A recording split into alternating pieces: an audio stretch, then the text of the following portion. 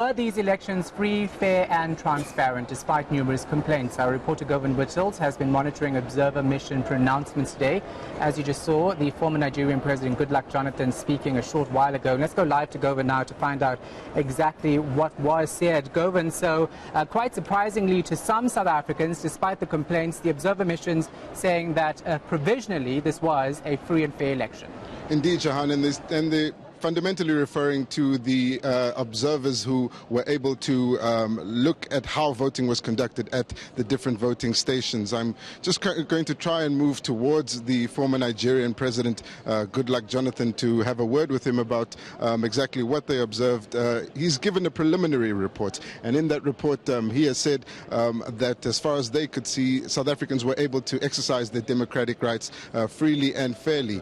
And he's also said that despite the numerous complaints from some of the party agents about double voting, multiple voting, his observers didn't witness any of that. And he also said that they have no evidence that the ink which was used to mark the left thumb of each voter before they went into the voting booth was easily removed. I see that Goodluck Jonathan is still busy at the moment, but we'll try to grab him as soon as we're done. Just to give you a sense of what some of the other observer missions were saying, I did manage to speak to the former Tanzanian President Kikwete. He's the head of the African Union mission, and he made similar statements saying that in the run-up to the polls there were some concerns about political violence in KwaZulu-Natal, some service delivery protests across the country, but they also observed elections that were largely free and fair, saying that they couldn't find major faults with voting day and the way that the voting was actually conducted. And then, of course, we also heard from SADC, and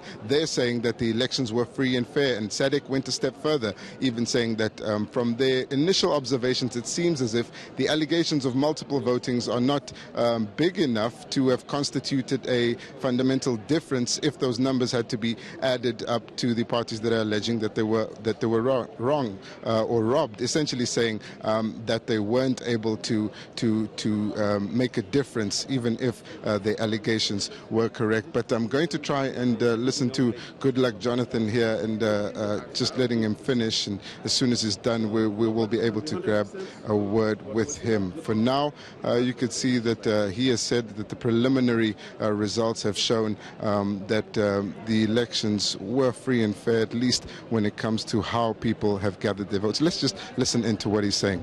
What kind of result do you think we would be seeing in terms of the scoreboard right now? In terms of the private funding of political parties? Yes, of course. That's why we commend the law that gives some guidelines in terms of funding of political parties.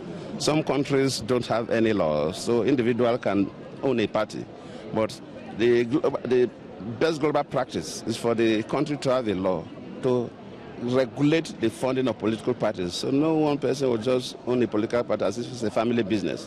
That's the essence of the laws. The law was passed in 2018, last year. But then for you to implement the law, the Electoral Commission need to develop guidelines that are very clear, not just about legal language, the one that everybody can understand.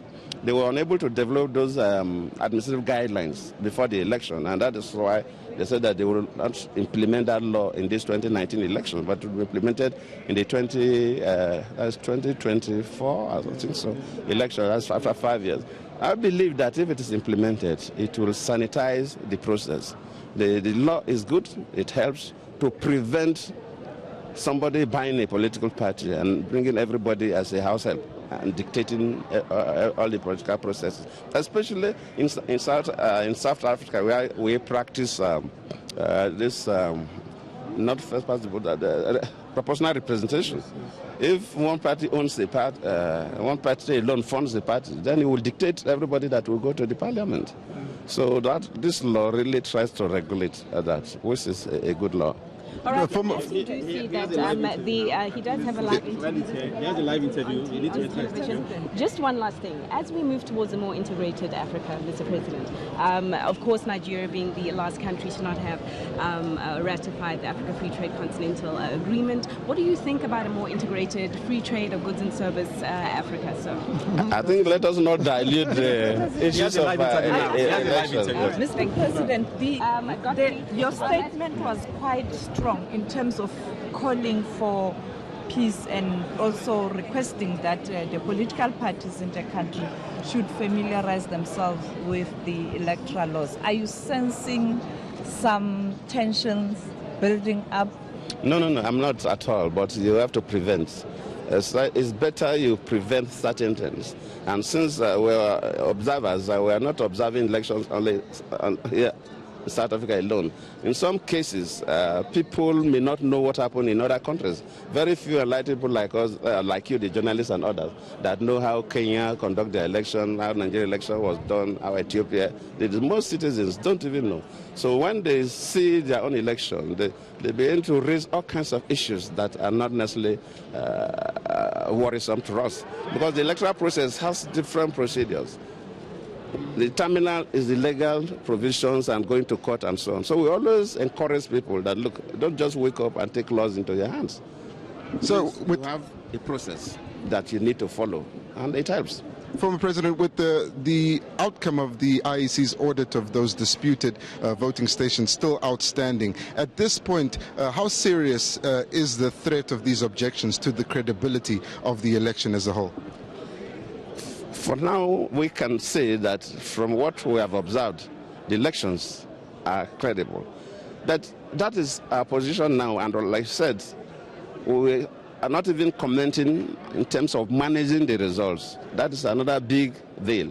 From where you count the results at the polling stations, then you process the results, the tallying, the collation to announcement. So we are not even making any comment regarding that process, because we want to wait and observe it properly. But to me, if the investigation is going on, and the IEC is quite credible, and if in an event where they see that there are things that need to be looked at, and if it will affect some, in most cases elections may not affect all the provinces. Even the issues we are raising about, even if it is true that there were issues of double voting, it's not cut across the whole South Africa. Probably it may affect only one little part.